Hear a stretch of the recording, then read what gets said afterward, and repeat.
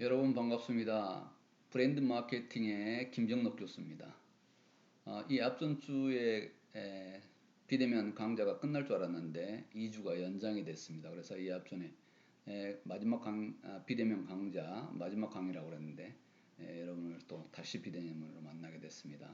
오늘은 브랜드 네이밍 전략입니다. 브랜드를 어떻게 이름을 지을 것인가 하는 부분인데 흥미롭게 사례와 함께 하도록 그렇게 하겠습니다.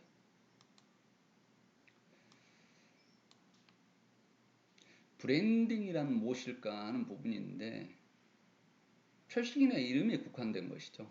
근데 마케팅에서 가장 중요하게 생각하고 있는 부분입니다. 왜냐하면 마케팅 자체가 고객의 기억 속에 브랜드를 어떻게 형성시키느냐가 핵심이기 때문에 그렇습니다. 사람들은 브랜드에 대해서 상당히 크게 생각을 하고 있기 때문에 더더욱 그런 거죠. 소비자 조사를 통해서 기업과 브랜드를 통한 구매 경험을 묻는 질문에 여자 100%, 남자 95%로 여자들의 브랜드 의존도가 남자보다 높은 것을 볼 수 있었습니다. 또한 10대에서 30대가 40대, 50대보다 브랜드의 의존도가 높다. 이렇게 조사가 나온 바 있습니다. 그래서 젊은 사람이 더 브랜드 의존도가 높고 남성보다는 여성이 더 브랜드 의존도가 높다는 것을 볼 수 있었는데요. 필립 코틀러는 이름을 가지고 브랜드 이름을 가지고 실험을 해봤습니다. 두 여성의 사진을 보여주면서 누가 더 아름답냐고 물어봤더니 50대 50이었습니다. 그러나 다시 이름을 지었습니다. 한 여성은 제니퍼란 이름을 지었고 한 여성은 거트루란 이름을 지었는데요. 그리고 나서 거트루드라는 이름을 지었는데 그리고 나서 다시 물어봤더니 80%가 제니퍼란 이름에 붙은 사진이 아름답다고 대답했다는 거죠. 미국에서 느끼기에 제니퍼와 거트루드란 두 가지 이름 중에 제니퍼 이름이 더 예쁜가 봅니다. 그래서 예쁜 이름을 가진 사람을 더 아름답게 보인다. 이렇게 조사에서 실험에서 나왔다고 합니다. 그래서 이름도 예뻐야 되겠죠. 요즘 우리나라 사람들도 이름을 많이 바꿉니다. 뭐 여러 가지 이유로 이름을 바꾸긴 합니다만은 예전처럼 이름을 바꾸는 게 어렵지 않고 법원에서 요즘은 쉽게 또 바꾼다고 해서 많은 분들이 바꾸고 한대요. 이름에 따라서도 예쁜 이름이었을 때 더 아름답다고 느껴지는 필립 코틀러의 중요 실험이 있었습니다. 그만큼 브랜드 네임이라고 하는 것이 중요하다는 것이죠. 브랜드 개념을 다시 한번 정리해 보도록 하겠습니다. 여러분이 이미 배웠던 내용인데요. 다시 체계적으로 한번 정리해 봤습니다. 판매자 상품, 제품과 서비스를 합한 것을 상품이라 하죠. 상품을 구별하는 데 사용되는 모든 것이다 이렇게 하는데 브랜드에는 브랜드 마크가 있습니다. 예를 들자면 나이키 같은 경우는 긋는 마크에 브랜드 마크가 있죠. 원래 나이키는 그리스 신화의 승리의 여신 니케에서 이름을 따온 나이키 브랜드 네임인데요. 이건 1971년도에 미술 전공 대학원생이 70달러를 받고 고안한 칼이 허공을 가를 때 나는 소리인 시그 영어식 표현이랍니다. 그래서 이게 브랜드 마크가 오늘날의 나이키 브랜드 마크가 됐죠. 곧 심벌이라 합니다. 워드 마크도 있는데요. 그림처럼 그렇게 심볼로 그려진 게 아니고 워드 마크가 있는데 우리나라 삼성 같은 경우죠. 삼성은 영문 이니셜을 그대로 썼습니다. 그것보다 워드 마크라고 하죠. 심볼을 그전에 삼성은 브랜드 마크를 심볼로 만들었었습니다. 별이 3개 그려진 삼성이었었는데 워드마크로 다시 나중에 바꿨습니다. 브랜드 캐릭터인데요. KFC의 커넬 할랜드 샌더스 할아버지 브랜드 캐릭터 있잖아요. 이런 경우를 캐릭터라고 합니다. 그래서 어느 곳은 사람을 넣기도 했지만 캐릭터를 동물을 넣기도 하고 어떤 디자인을 넣기도 하고 이렇게 해서 하는데요. 켄터키 프라이드 치킨의 창시자인 샌더스 할아버지의 모습을 KFC 앞에 가면 볼 수가 있습니다. 이걸 브랜드 캐릭터라 한다. 브랜드 네임은 청각적인 요소죠. 뭐라고 부르기 때문에. 그래서 청각적인 요소와 시각적인 요소를 합하는 이유는 그 효과가 더 좋다는 것이죠. 어떤 실험에서 100분 후에 기억률을 조사해 봤는데 청각으로만 듣는 정보는 5% 미만, 시각으로만 접한 정보는 19%만 기억했는데 청각과 시각을 모두 노출한 정보를 봤더니 70%의 기억률을 벌였다.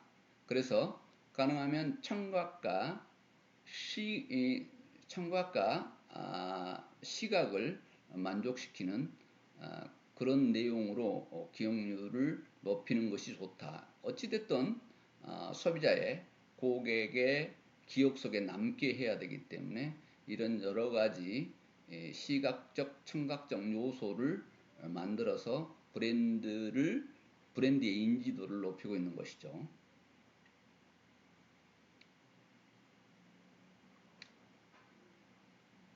브랜드의 본질은 뭘까?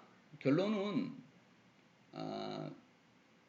고객의 소비자의 고정관념을 이용한 것입니다.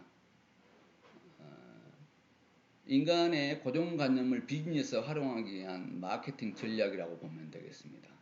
그래서 한 번 사람은 가지고 있는 고정관념을 잘 바꾸려 하지 않기 때문에 브랜드를 정착시킬 수 있다는 것이죠. 예를 들면 이 얘가 적절할지 모르겠습니다만 삼성맨 하면 어떤 것이 떠오를까? 우리나라에서 취업을 하기 힘들지만 했을 때 되게 만족해하는 대기업이기 때문에 1위 기업이기 때문에 그렇죠. 왠지 삼성맨 하면 일 처리가 깔끔하고 용모가 단정하고 매너가 좋을 것 같다는 그런 어떤 느낌이 든다는 것이죠. 어느 조사에서 대기업의 1, 2, 3위 순위일수록 그렇게 보였다는 것입니다. 그래서 고정관념을 이용해서 사람들은 많은 것을 가정하게 된다는 것입니다. 브랜드가 중요하게 그리고 막강한 영향을 발휘하는 경우가 있는데요. 이건 실물이 없거나 추상적일 때 더 막강한 영향력을 발휘합니다. 명확한 판단 근거나 비교 대상이 없을 때 또 막강한 영향력을 발휘합니다. 양과 질에서 차이가 크지 않을 때는 결론은 그냥 자기가 인지하고 있는 브랜드를 사버린다는 것이죠. 선택의 폭이 넓을 때 인지도 높은 곳이 우선으로 가게 되어 있습니다. 시간 여유가 없을 때, 판단할 정신이 없을 때는 사람들은 먼저 머리에 떠오른 것을 쉽게 구매할 때 결정해 버린다는 것이죠.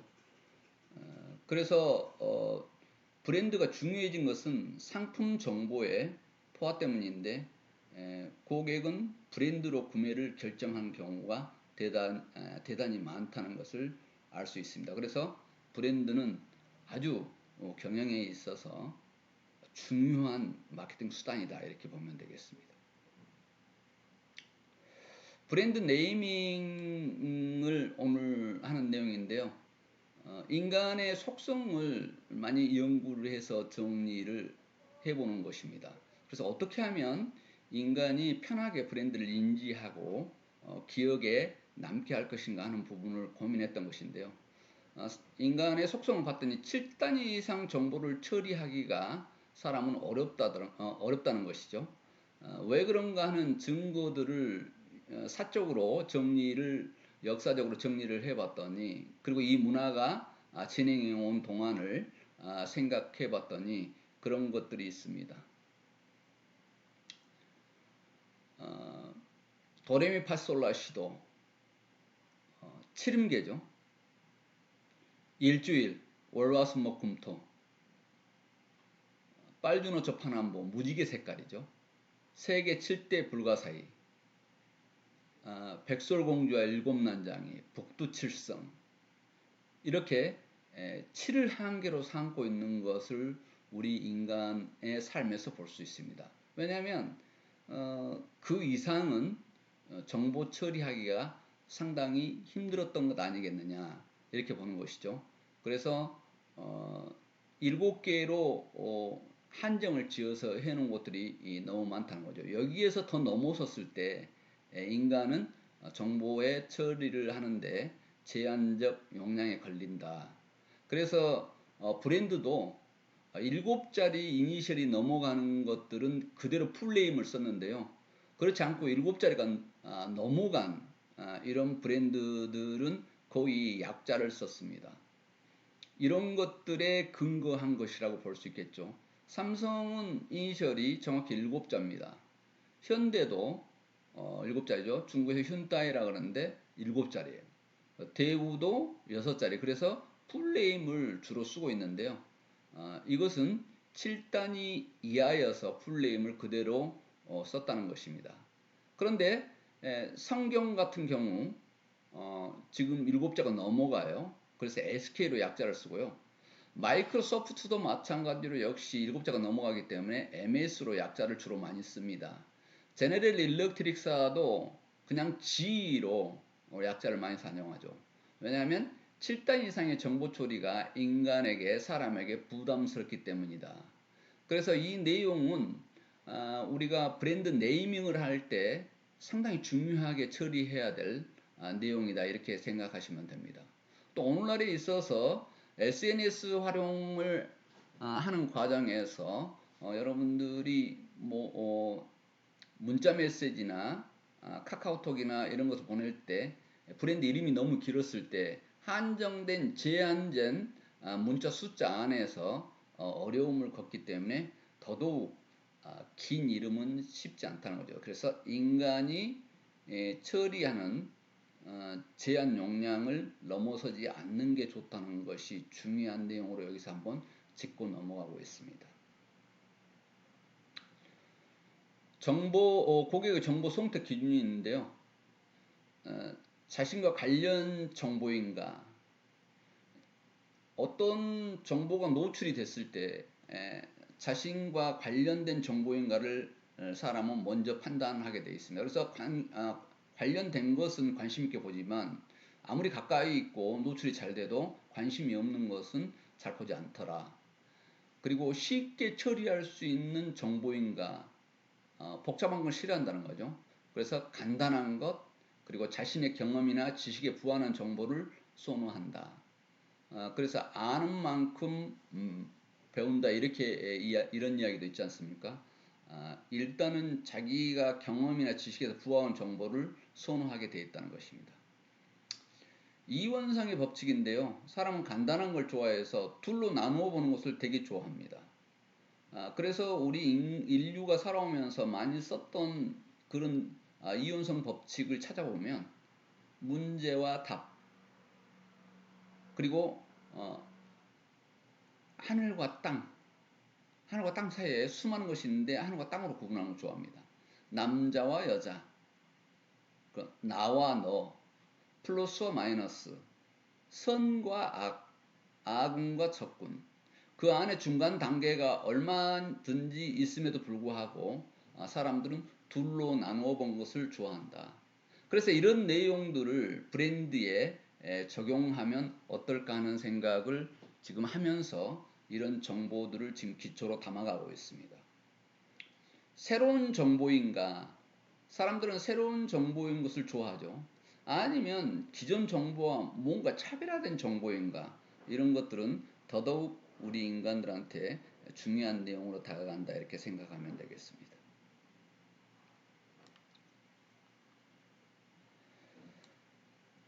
여기서 브랜드 확장인데요. 브랜드 확장은 다시 이야기하면 동일 브랜드의 적용 범위를 확장하는 것입니다. 그래서 신규 브랜드를 추가해가는 것을 브랜드 확장이라고 하죠. 브랜드를 다시 하나씩 추가로 만들어가는 겁니다. 지금 브랜드 확장은 왜 하는가 하면 사실은 기존 브랜드에 대한 호감과 명성을 가지고 저렴한 광고, 판촉 비용으로 신속하게 시장을 진입할 수 있기 때문입니다. 예를 들어서 삼성이라는 브랜드가 충성도가 높은 브랜드다, 인지도가 높은 브랜드다 그랬을 때는 삼성에 예를 들어서 삼성 TV 했는데 삼성 냉장고, 삼성 에어컨 계속해서 삼성이라는 이름을 붙였을 때 더 이상의 많은 광고비를 들지 않고도 삼성은 호감을 갖고 있고 명성이 있기 때문에 괜찮아 해서 냉장고가 괜찮으면 TV 브랜드도 괜찮겠지 이렇게 사람들은 생각한다는 것이죠. 그래서 브랜드를 확장해 갑니다. 그런데 브랜드 확장하는 과정 중에 브랜드가 너무 강력해지면 그 카테고리 브랜드의 명사가 보통 명사가 되어버리기 때문에 조심해야 한다는 거죠. 상품 전체를 대표하는 명사가 돼버린 경우가 있습니다. 예를 들어서 지금 필름 테이프를 사람들은 그냥 스카치 테이프라고 합니다. 스카치 테이프는 필름 테이프를 스카치 테이프라고 한 게 아니고 스카치 테이프가 유명 브랜드이다 보니까 그냥 명사화 돼 버렸습니다. 그리고 각 티슈를 사람들은 크리넥스 티슈라고 하는데 그래서 크리넥스 티슈는 브랜드 이름인데도 불구하고 깍으로 되어 있는 티슈는 그냥 크리넥스 티슈라고 이렇게 하고요. 그리고 견출지나 붙이는 메모지를 지금 포스트잇이라고 하는데 이게 대명사가 되어버렸습니다. 포스트잇이. 이건 브랜드 이름일 뿐인데 이렇게 대명사가 되어버린다는 거죠. 이런 경우는 브랜드를 다른 걸로 확장하기가 쉽지 않겠죠. 왜냐하면 상품의 대표하는 명사가 되어버리기 때문에 이런 것들도 고민해야 된다. 그러면 브랜드 확장을 하려면 어떻게 할까? 조금 포괄적으로 지을 필요가 있겠죠. 이것은 지금 다음 장에서 내용들이 나오기 때문에 그때 더 세부적인 내용을 설명하도록 하겠습니다. 그래서 먼저 문제점을 한번 제시해 본 겁니다.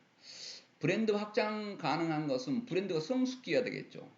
브랜드가 성숙하지 않고 문제가 발생을 했거나 이미지가 안 좋았을 때는 절대 안 되겠죠. 중요한 것은 호감이나 명성을 가지고 있는 것을 확장해서 써먹는다 그 이야기입니다.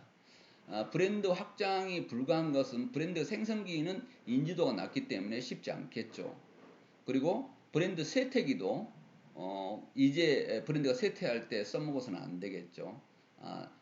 통합 카테고리 브랜드일 경우도 마찬가지입니다. 브랜드 확장 전에 호감도를 체크해야 되는데요. 여기에서 지금 오비 맥주 실패 사례가 나와 있습니다.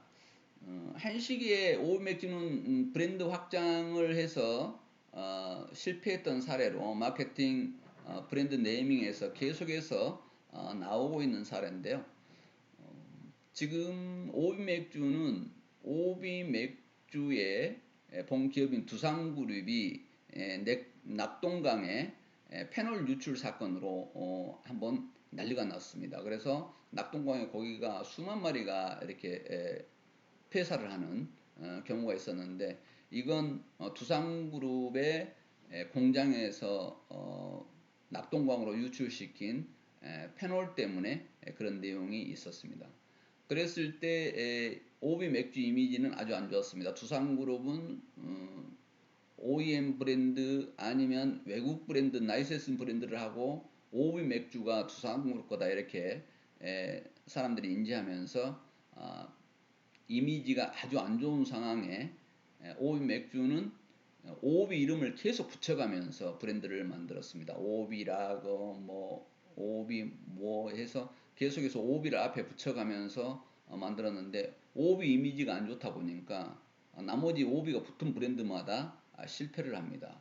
시장 점유율이 낮아졌다는 거죠. 이때 잠깐 하이트한테 마켓 시어, 시장 점유율을 뺏기는 경우가 있었던 것입니다. 그래서 모 브랜드의 이미지가 확장을 하려면 좋아야 된다는 것, 여기서 다시 한번 짚고 넘어갑니다. 확장 분야가 브랜드와 연관성이 있는지 체크해야 된다. 예를 들어본 거예요. 콜라가 자동차를 만든다. 소니가 전자회사인데 화장품을 만든다. 조금 안 어울리겠죠. 모 브랜드와 속성이 좀 맞거나 유사성, 적합성이 있는 것으로 해야 된다. 그래서 엉뚱한 것으로 브랜드 확장을 했을 때 실패하는 경우가 있다. 꼭 그렇지만은 않습니다. 실패할 가능성이 높다는 것이죠.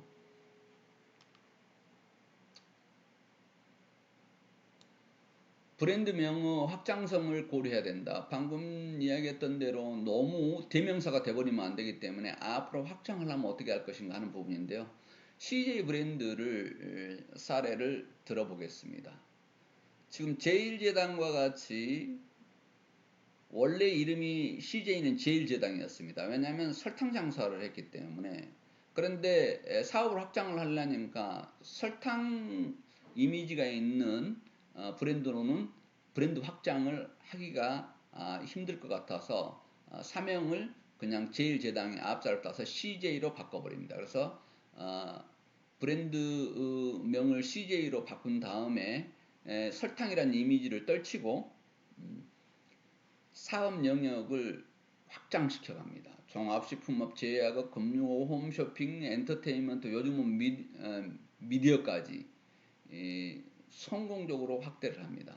왜냐하면 브랜드명을 확장성을 고려하지 않고 처음에는 설탕장사로 제일제당이라는 이름을 지었다가 도저히 브랜드 확장을 하는데 쉽지 않을 것 같아서 CJ로 사명을 변경하게 되죠.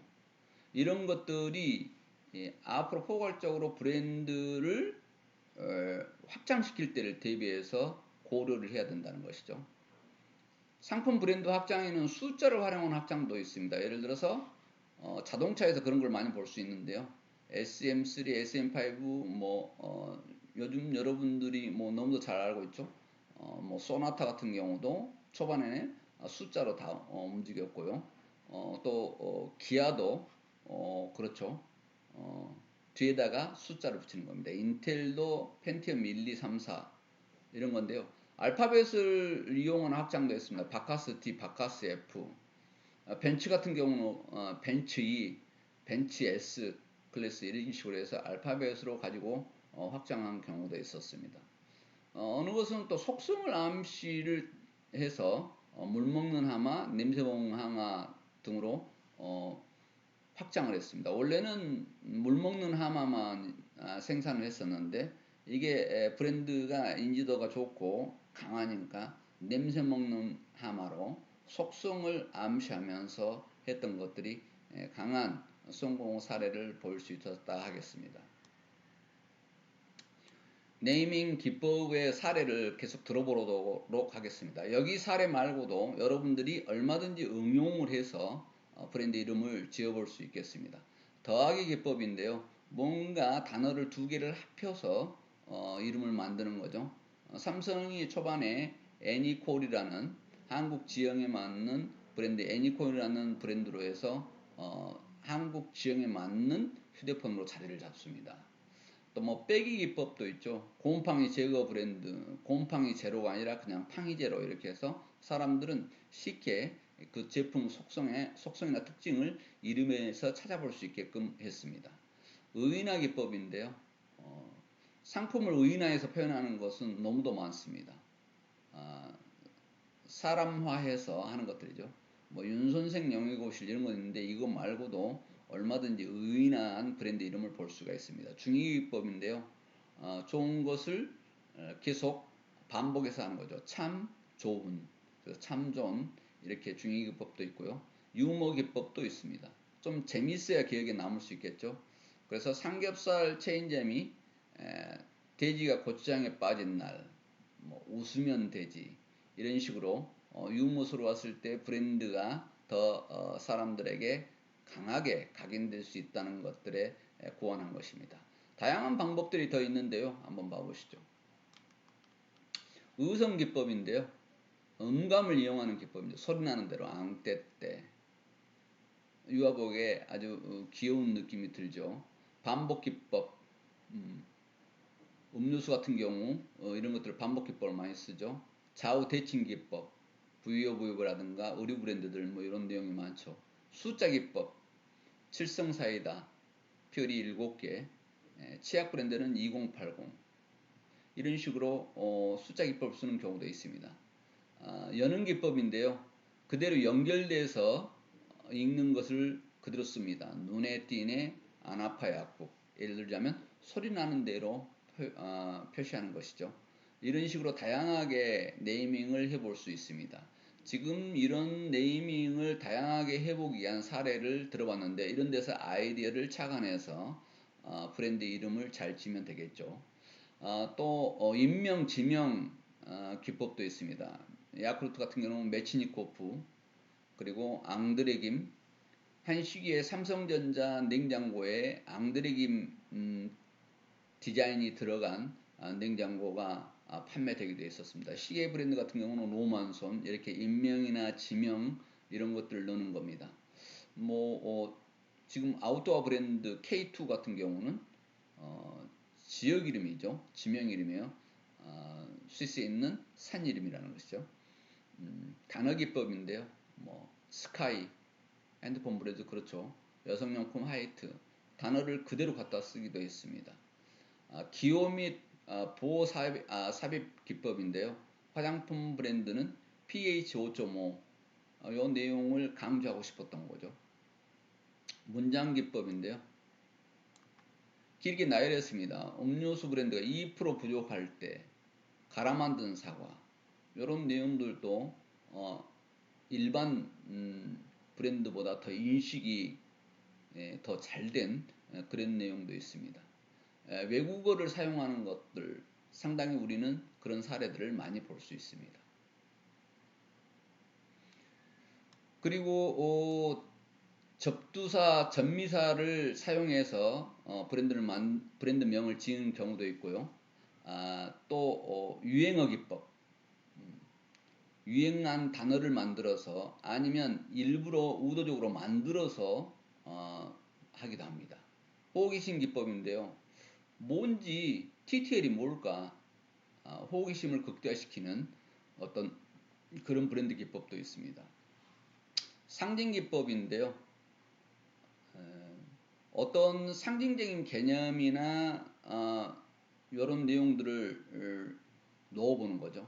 학습지 빨간펜 같은 경우 우리말 기법, 순수 우리말을 사용해서 이름을 지어보기도 하죠. 먹거리 브랜드 풀몬 같은 경우 순수 우리말이죠. 이렇게 다양하게 약 20가지로 구분해서 어떤 방법으로 브랜드 네이밍을 할 것인가 이렇게 생각해보는 그런 내용들을 정리해봤습니다. 좋은 브랜드 네이밍 조건인데요.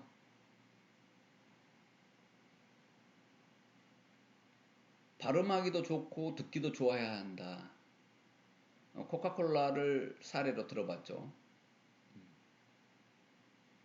발음하기도 좋고 듣기도 좋죠. 써놓았을 때 보기 좋아야 한다. 비자인데요. 요 내용은 사람들이 안정감 있게 보는 시각적 효과를 비율을 잘 맞췄다 이런 내용이거든요. 브랜드 높이가 이를 경우 넓이가 2, 3 정도 크기가 눈은 가로 본능인데 가로로 2, 3 정도 크기를 사람들은 좋아한다는 것이에요. 가로 본능인데다가 더더욱 이 비율은 1대 2에서 3이 사람들은 좋아한 내용이다 하는 것이죠. 이것까지 고민을 했다는 것입니다. 아니면 연상어 고리가 많아서 기억하기 쉬워야 된다. 이 내용은 say you인데 대부분 이거 많이 쓰지 않습니까? I love you 그냥 you로 당신에게 말한다는데 이렇게 간단하게 기억하기 쉽게 단어를 줄이면서 만들었습니다. 이니셜을 줄이면서 참신하고 독창적이어야 한다. 참신하고 독창적이어야 좋은 브랜드가 되겠죠. 그 다음은 법적으로 보호받을 수 있어야 되겠죠. 왜냐하면 상품은 등록해야 되기 때문에 그래서 이미 다른 사람이 사용하고 있는 것들은 등록을 할 수 없기 때문에 그것도 고민을 해야 됩니다. 그러니까 상품의 특성이 잘 전달될 수 있어야 되는데요. 특성이 바로 브랜드 네임에가 있으면 좋겠죠. 초코파이는 어떻게 해요? 아, 초콜릿이 발라져 있는 파이다. 그러니까 이 이름만 보고도 금방 알 수 있겠죠. 우리나라의 장수 식품의 하나입니다. 핵심 타겟으로 고객에게 먹혀 들어가야 되는데요. 목표 고객에 호소하기 위해서 삼성은 냉장고를 GPL 브랜드를 만들었습니다. 왜냐하면 그 시기에 외제를 선호하는 문이 두 쪽으로 열리는 수입 냉장고가 GE 냉장고가 나왔는데 너무 그것을 사는 우리나라 고객이 고가인데도 불구하고 사는 사람이 많아서 삼성은 삼성 브랜드보다 그냥 외제 이미지를 주기 위해서 GPL이라는 영문 이니셜 쓴 브랜드를 만듭니다. 그래서 문을 두 쪽 만들고 그리고 바를 만들어서 음료수를 꺼내 먹는 곳을 만들었더니 이때 성공적으로 수입 브랜드의 마켓시아를 뺏기지 않고 성공적으로 거두었던 내용입니다. 브랜드 하나 가지고 이렇게 크게 작용을 한다는 것입니다. 친근한 이미지를 줘야 된다 하는 부분인데요. 애플 로고를 봅니다. 사과잖아요. 친근하기도 하지만 단어 자체도 발음하기도 좋고 그래서 이런 부분들은 아주 세계적인 브랜드가 될 만한 좋은 이름을 갖고 있다 이렇게 볼 수 있겠죠. 확장성이 좋아야 한다. 확장성이 좋아야 한다고 하는 부분은 아까 CJ를 예를 들었습니다. 이처럼 브랜드 이름을 짓는데 여러분들이 실무에서 실질적으로 어떻게 이름을 지는 것이 더 효과적인가 하는 부분에 대해서 사례까지 들어가면서 브랜드 네이밍에 대해서 수업을 했습니다. 여러분 강의 듣느라고 수고했습니다. 7-1 브랜드 네이밍 전략을 강의를 여기서 마치겠습니다. 수고하셨습니다.